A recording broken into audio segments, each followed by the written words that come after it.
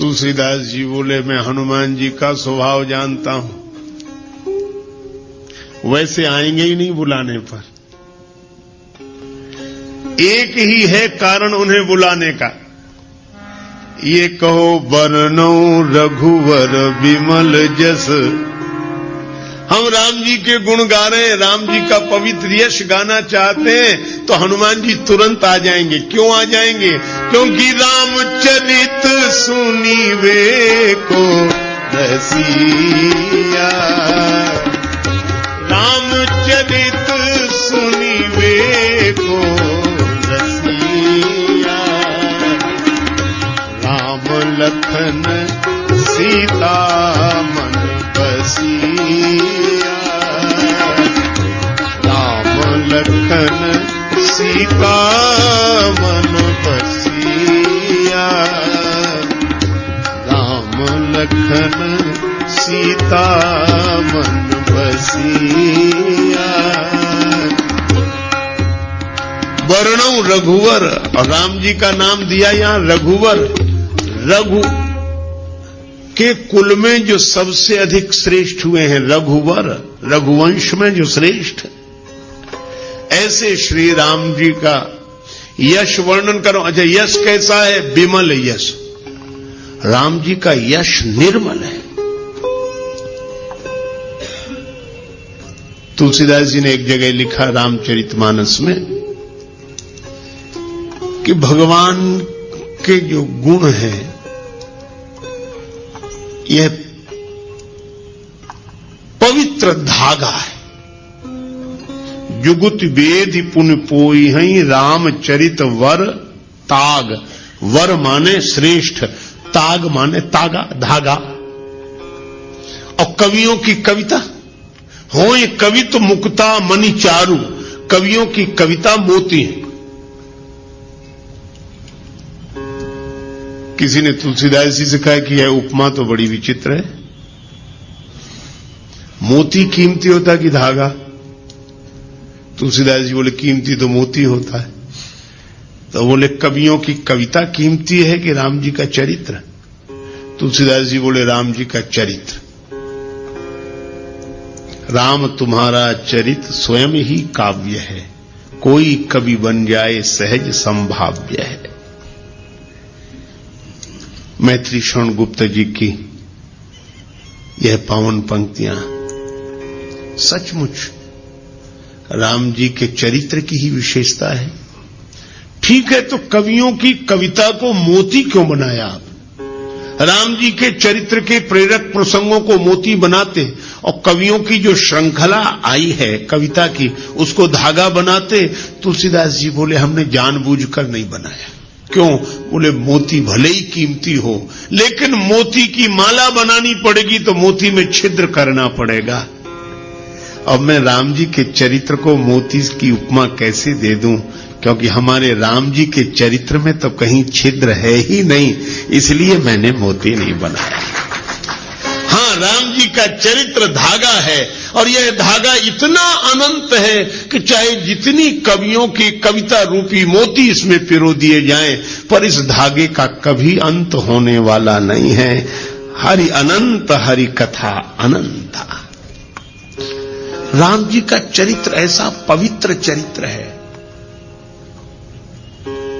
तुलना नहीं करनी चाहिए। कोबड़ छोट कहत अपराध हो, पर राम जी अपने आप में अद्वितीय हैं।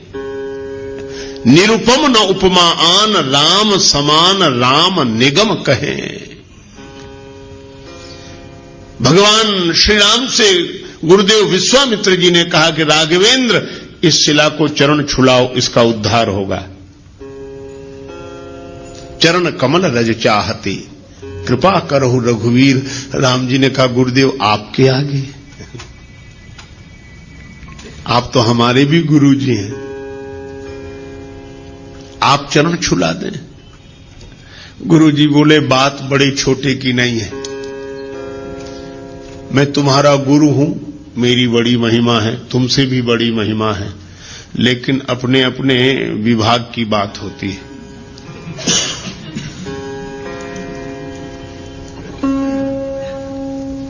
कहीं कहीं चेले की महिमा गुरु से भी अधिक होती है। राम जी बोले सो कैसे? आपने तो मुझे भी ज्ञान दिया है। बोले बात ज्ञान की नहीं है राम, सुनो।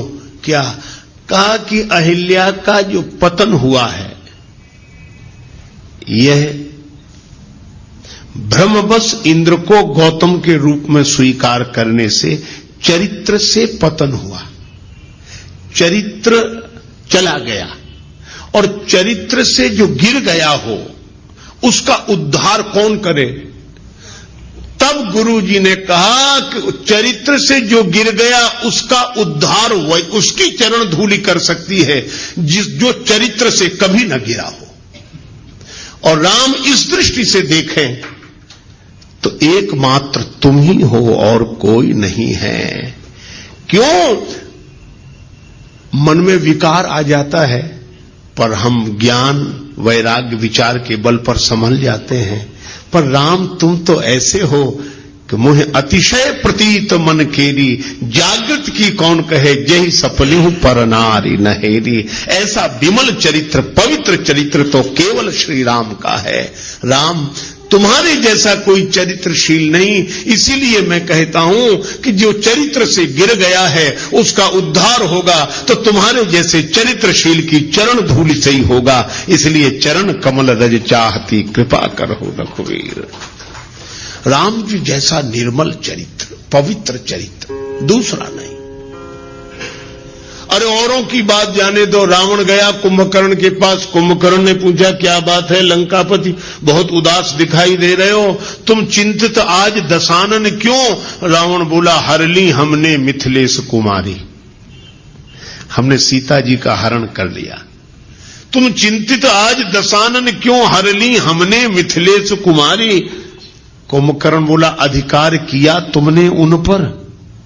रावण बोला लखती ही नहीं वह और हमारी, वे हमारी ओर देखती तक नहीं। तब तुम एक काम करते, क्या महात्मा बन गए उनका हरण कर लाए तो राम जी का रूप बनाकर परमात्मा बनकर अधिकार पा लेते। नकली ही तो बनना था। रावण बोला कि बड़ी कठिनाई है। क्या? तब राघव ही न बने तुम क्यों? कुंभकर्ण ने पूछा। रावण ने उत्तर दिया इसमें हमको भय भैरव भारी, जब राघव रूप लगा बनने तब मातु समान लगी पर नारे। जब मैं राम जी का चिंतन करने लगा तो मेरे मन से वासना चली गई। ऐसा पवित्र चरित्र है राम का। विश्वामित्र जी ने कहा कि राम चरित्र की दृष्टि से जो पवित्रता तुम्हारे अवतार में है वह अन्यत्र दुर्लभ है। इसलिए मैं तुम्हारा गुरुजी हूं, पर अहिल्या का उद्धार तो तुम्हारी ही चरण धूलि से होगा। ऐसा राम जी का वर्णौ रघुवर विमल यश, ऐसा पवित्र चंद्र। देखो चंद्र कितना भी ऊंचा रहे पर फिर भी कलंक है, कलंक लगा है चंद्र में, घटता बढ़ता रहता है। लेकिन हमारे रामचंद्र ऐसे चंद्र हैं जो निष्कलंक चंद्र हैं, जिनमें घटने बढ़ने की घटना नहीं होती। सदा एक रस निर्मल पवित्र चंद्र श्री रामचंद्र हैं। तुलसीदास जी कहते हैं ऐसे राम जी का यश वर्णन कर रहा हूं। कैसा है यश का? वर्णौ रघुबर विमल यश। राम जी का चरित्र विमल है। अच्छा तो ये मन को क्यों सुधार रहे हो? निज मन मुकुर सुधार का कि पवित्र चरित्र का वर्णन पवित्र मन से ही किया जा सकता है। सो न होय बिनु विमल मति मोहि मति बल अति थोर। तो ये पवित्र मन हो जाए तो कैसे होगा? बोले पहले मन पवित्र हुआ। श्री गुरु चरण सरोज रज निज मन मुकुर सुधारी, वरनौ रघुवर विमल जस। मैं राम जी के पवित्र यश का वर्णन करना चाहता हूं, इसलिए श्री हनुमान जी मेरा मन निर्मल कर दो। किसी ने पूछा क्यों करना चाहे तो क्या फायदा है? आजकल तो बड़ी कठिनाई है, बिना फायदे के आदमी कुछ करता ही नहीं है। किसी से कहो भजन करो, करें तो क्या फायदा? अच्छा, बहुत सी चीजें हैं।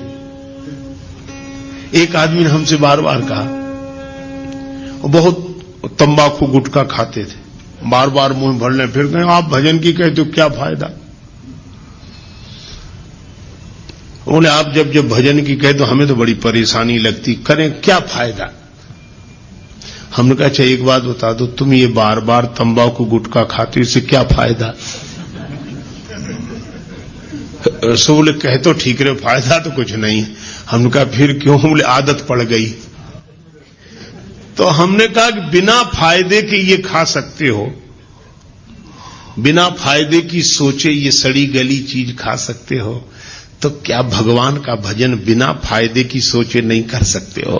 छोड़ो फायदे की मत सोचो, तुम तो भजन करो, और जिस दिन इसमें रस आ जाएगा उस दिन फायदे की नहीं सोचोगे, भजन किए बिना रहा नहीं जाएगा। लेकिन इसका यह अर्थ नहीं कि फायदा होगा नहीं, जरूर होगा, लेकिन फायदे की तरफ मन मत ले जाओ। तुलसीदास जी से किसी ने पूछा कि आप राम जी का विमल यश गा रहे हैं, क्या फायदा, क्या मिलेगा? तुलसीदास जी बोले क्या नहीं मिलेगा? जो दायक फल चार, ये चार फल प्रदान करेगा, धर्म अर्थ काम और मोक्ष। राम जी का चरित्र गाने वाला, देखो जब व्यक्ति बोलता है ना, दिमाग से बोलता है, कोई बात कहता विचार दिमाग से, लेकिन जब कोई गीत गाता है तो दिल से। ये गीत हृदय के अधिक समीप है, विचार बुद्धि के समीप है। तो जब कोई गाता है तो हृदय से, और मैं आपसे कहूं कि राम जी का गुण कोई हृदय से गाएगा, और जब हृदय राम जी के गुणों से भरा हुआ होगा, ऐसे आदमी के द्वारा अधर्म कभी हो ही नहीं सकता। जब होगा धर्म ही होगा। तो यह राम कथा का गाना और सुनना व्यक्ति को धर्म से जोड़ता है। धर्म, अर्थ, भगवान के गुण गाने वाला, सुनने वाला, उसके जीवन में अर्थ रहेगा ही। क्यों रहेगा? क्योंकि भगवान नारायण है, और जो भगवान के गुण गाएगा, भगवान के चरण कहां आ जाएंगे? उसके हृदय में। ये यही कथई स्नेह समेता, कहीं हई सुनी हई समुझ सचेता, होई हई राम चरण अनुरागी, कलिमल रहित सुमंगल भागी।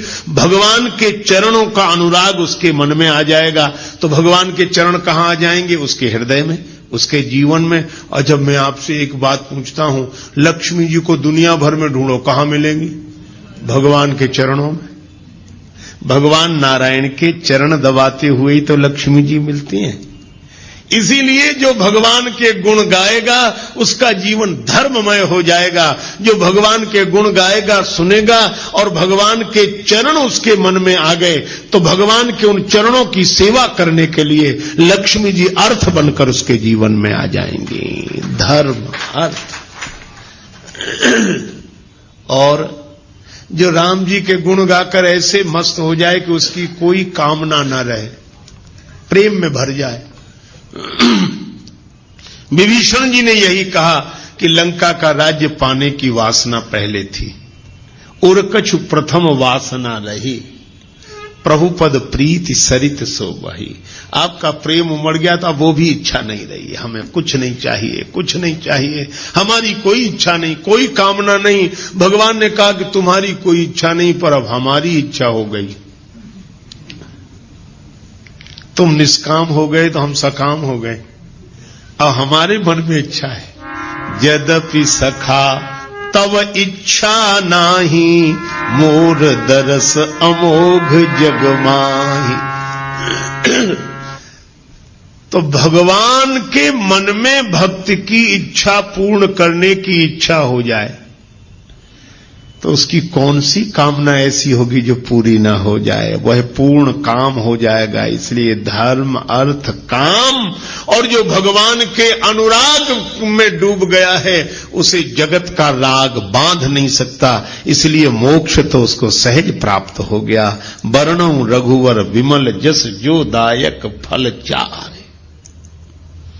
यह हनुमान चालीसा के दोहे का आशय है। श्री गुरु चरण सरोज रज, निज मन मुकुर सुधारे। मुकुर माने दर्पण। वर्णौ रघुवर विमल यश, जो दायक फल चारे। अच्छा, जब यह सब जानते हो तो राम जी के गुणों का वर्णन शुरू करो। चारों फल मिलेंगे, करो शुरू। तुलसीदास जी बोले भगवान का यश है विमल, और बुद्धि भी कैसी चाहिए? विमल सो न होय बिनु विमल मति, मोहि मति बल अति थोर। करो कृपा, सब कृपा करो मुझे पवित्र बुद्धि की प्राप्ति हो जाए। तो अब किससे कृपा की याचना कर रहे हो? तुलसीदास जी बोले बुद्धिहीन तनु जान के, सुमिरो पवन कुमार। यह शरीर बुद्धिहीन है। शरीर तो है पर इसमें समझ नहीं है, और इसलिए हनुमान जी का स्मरण करना। अच्छा, बुद्धि नहीं है तो हनुमान जी से क्यों मांग रहे हो?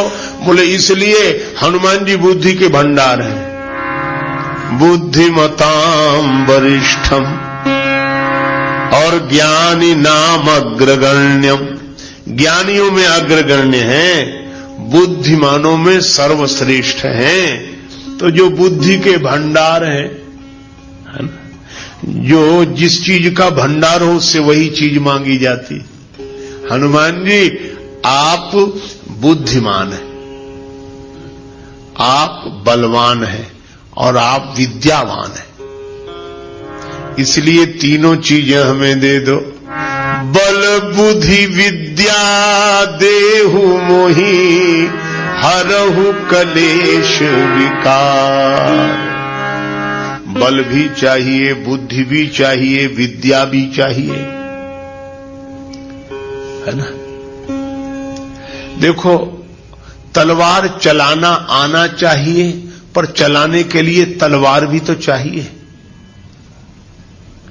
तो विद्या का उपयोग करने के लिए बुद्धि चाहिए, पर बुद्धि जिसका उपयोग कर सके ऐसी विद्या भी तो चाहिए। तो बुद्धि और विद्या दोनों।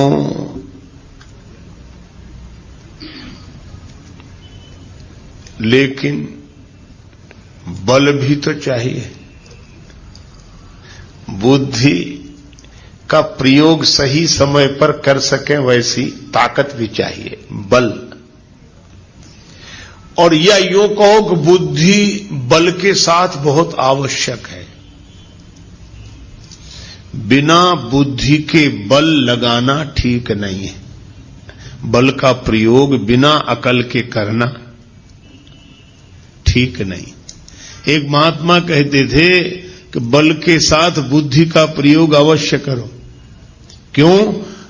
यदि बिना बुद्धि के बल का प्रयोग कर दिया तो दो ही जगह जाएंगे, या सेंट्रल जेल में या अस्पताल में। अकल नहीं लगाई और ताकत लगा दी, और इतने बड़े से लड़ गए जिसकी बराबरी के हम नहीं थे। लड़ गए और पिट गए तो अस्पताल में, और बिना अकल लगाए लड़ गए और दूसरे को ज्यादा सता दिया पकड़े गए तो जेल में। इसीलिए बुद्धि का प्रयोग बल के साथ अवश्य करें। और यही कारण है हनुमान जी जीत गए, राक्षस हार गए। बल तो राक्षसों में भी बहुत है और बल हनुमान जी में भी बहुत है, लेकिन हनुमान जी में बल के साथ बुद्धि है, पर इन राक्षसों में बल तो बहुत था पर बल के साथ बुद्धि नहीं थी। बुद्धि होती तो बल होने के बाद भी क्या यह दुर्दशा होती जो हुई। इसीलिए बल के साथ बुद्धि, और बुद्धि बल दोनों हो पर विद्या हो। विद्या की परिभाषा क्या? सा विद्या या विमुक्तये, विद्या क्या? जो व्यक्ति के मन को अज्ञान के बंधन से मुक्त कर दे, उसका नाम है विद्या। विद्या मिल गई, इसकी पहचान विद्या ददाति विनयम। विनम्रता आ जाए तो समझ लो विद्या जीवन में आ गई है।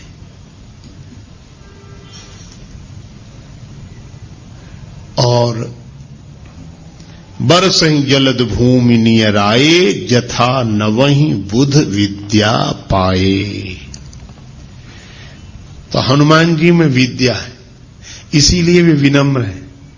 सदा नीचे बैठे मिलते हैं राम जी के चरणों में, हमेशा विद्या है। बल बुद्धि विद्या देहु मोहि। तो हनुमान जी से तुलसीदास जी प्रार्थना कर रहे हैं, आप बल के भंडार हैं, आप बुद्धि के भंडार हैं, आप विद्या के भंडार हैं, तो इन तीनों को दे दो। बल बुद्धि विद्या देहु मोहि, हरहु कलेश विकार।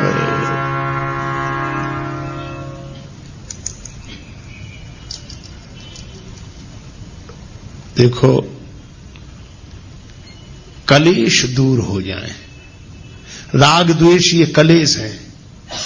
अभिनिवेश, अस्मिता, अविद्या, अविद्या, अस्मिता, अभिनिवेश, राग द्वेष, यह 5 क्लेश हैं योग शास्त्र के अनुसार।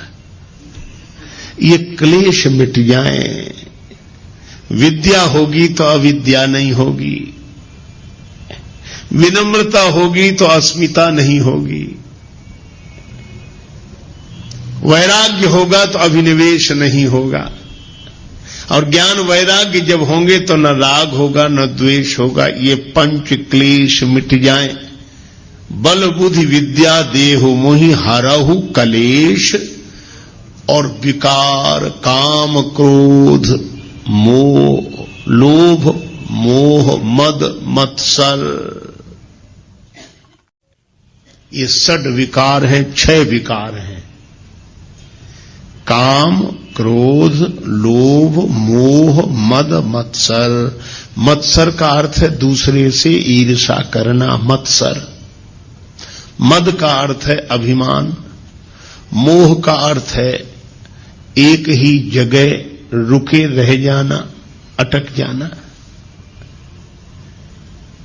देखो, कभी आपने देखा ना, किसी गीत की रिकॉर्ड बज रहा हो, ऐसे सुई चलती है उस पर, ग्रामोफोन पर, तो कभी कभी हम लोग बचपन में देखते उसकी सुई एक जगह अटक जाती थी तो उतना गाती रहती थी।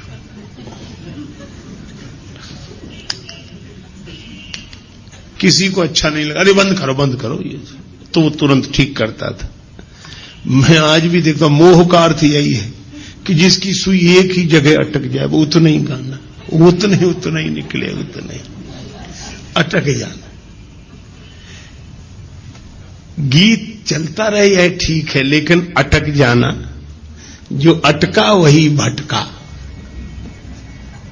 तो अटको मत, चलते चलो, हम तो हमारी मस्ती में झूमते चले हैं। ये मोह है, अटक जाना। देखो,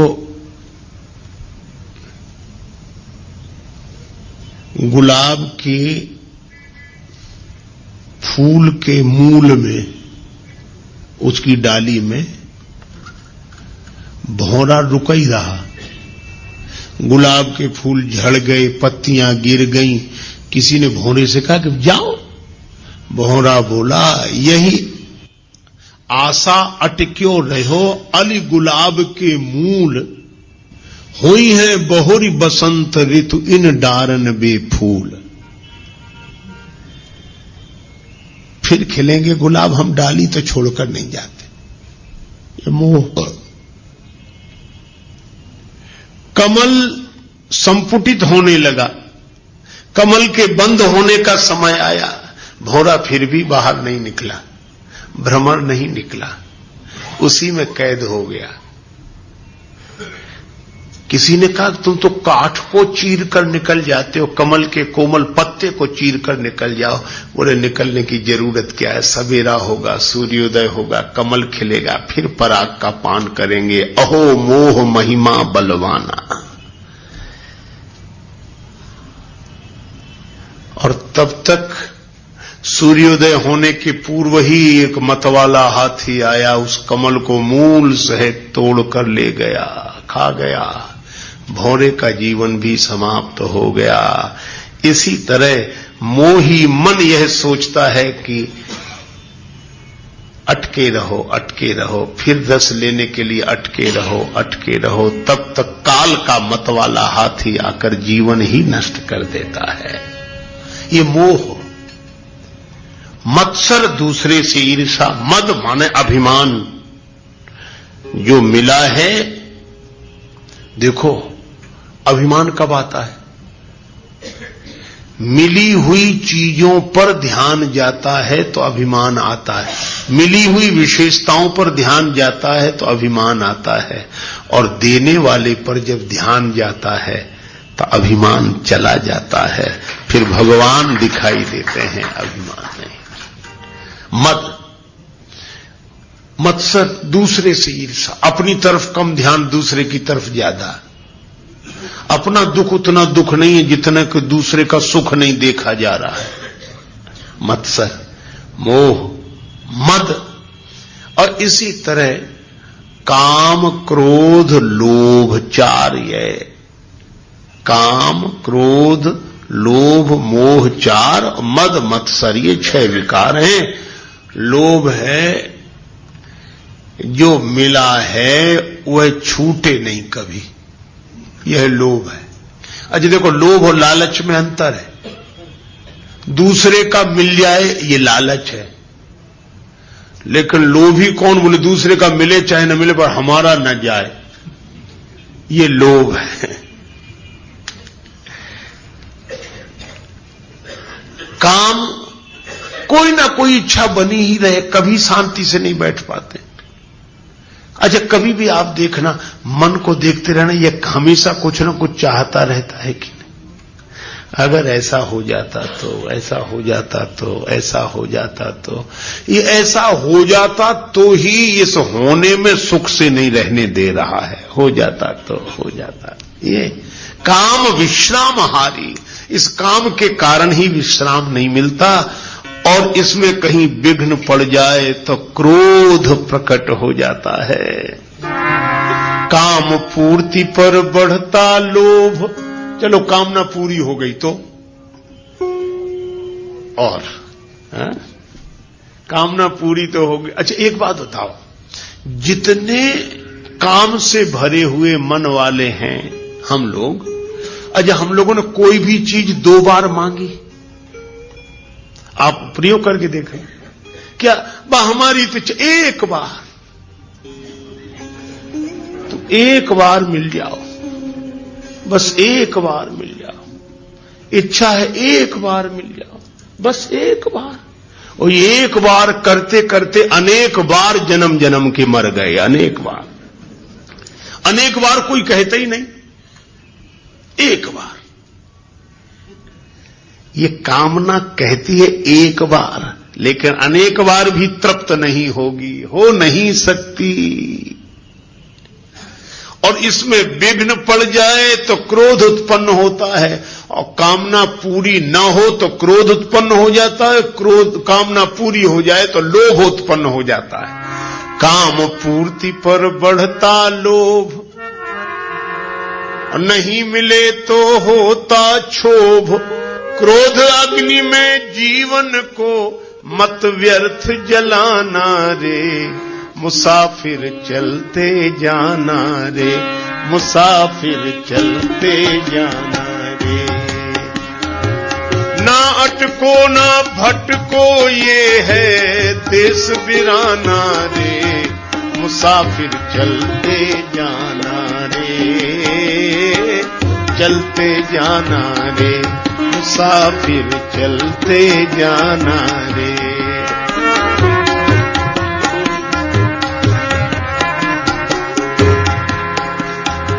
लेकिन अब एक कठिनाई है, हम आपको जो समझा रहे हैं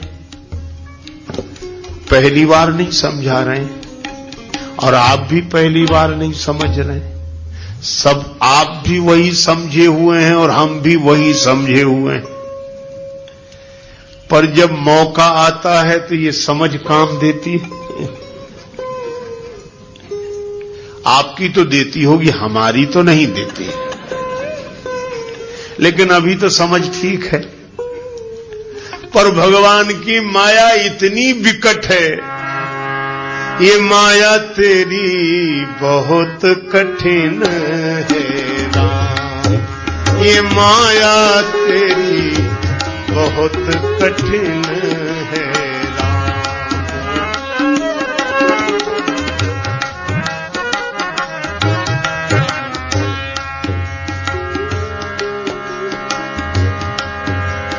दुख में सुख दिखला के बनाती, दुख में सुख दिखला के बनाती, बड़ों बड़ों को गुलाम बहुत कठिन है राम, ये माया तेरी बहुत कठिन है राम, बहुत कठिन है राम। अच्छा विचार करना, करता नित्य विरोध क्रोध का, कहता बुरा परिणाम। जो क्रोध का विरोध करते हैं गलत है, क्रोध नहीं करना चाहिए, क्रोध अच्छी चीज नहीं है, बात सही है, लेकिन उनको ही जब क्रोध आता है तब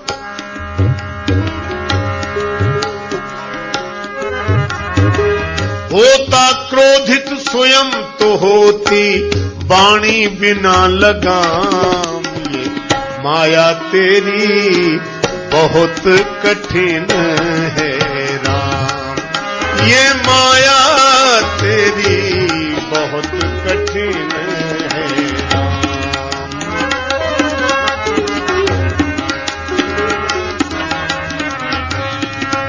ये माया तेरी बहुत कठिन है।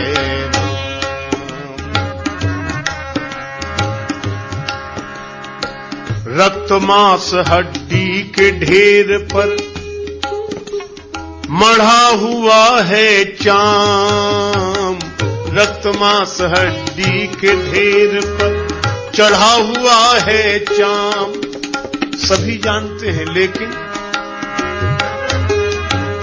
देख उसी की सुंदरता, देख उसी की सुंदरता, हो जाती नींद हराम, ये माया तेरी बहुत कठिन है राम, ये माया तेरी बहुत कठिन है राम।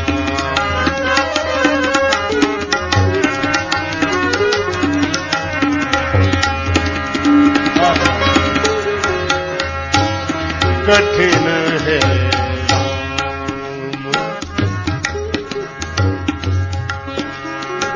मृत्यु देखता है औरों की रोज सवेरे शाम, भवन बनाता ऐसे जैसे हरदम यहाँ मुकाम। ये माया तेरी बहुत कठिन है राम, ये माया तेरी बहुत कठिन है, बहुत कठिन है राम। राजेश्वर प्रभु तुम करुणा निधि, मायापति है नाम। राजेश्वर प्रभु तुम करुणा निधि, मायापति है नाम। नाथ निवेरो अपनी माया, नाथ निवेरो अपनी माया, जीव लहे विश्राम। बहुत कठिन है राम, ये माया तेरी बहुत कठिन है,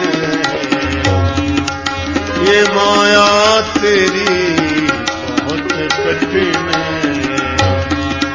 ये माया तेरी बहुत कठिन है राम। इसलिए जानने के बाद भी जिसके कुप्रभाव से हम मुक्त ना हो पाए, जिस वजह से उसी का नाम माया है। सो दासी रघुवीर के समझे मिथ्या सोपी। हम समझ गए कि मिथ्या है, तीन काल में नहीं है, पर छूट न राम कृपा बिन नाथ कहूं पद रोप। कागभूषण जी कहते हैं गरुड़ जी मेरा अनुभव है, निज अनुभव अब कहूं खगेशा, बिनु हरि भजन न जाहि कलेशा। इन क्लेशों से और विकारों से मुक्त होना पुरुषार्थ का परिणाम नहीं है, प्रसाद का परिणाम है, किसी का कृपा प्रसाद का परिणाम है। इसीलिए तुलसीदास जी कहते हैं कि मैं जानता हूं कि ये क्लेश हैं और ये विकार हैं, पर जानकर भी मैं इनसे मुक्त नहीं हो पा रहा हूं। इसलिए दीन होकर हनुमान जी महाराज मैं आपकी शरण में आया हूं, इसलिए आप कृपा करो। क्या बोले, इन क्लेश और विकारों से मैं तो मुक्त नहीं हो पा रहा हूं, पर आप बल बुद्धि विद्या देहु मोहि।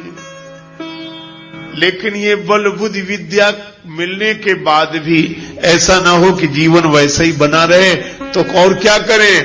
कहरहु क्लेश विकार, हमारे क्लेशों को और विकारों को दूर करें।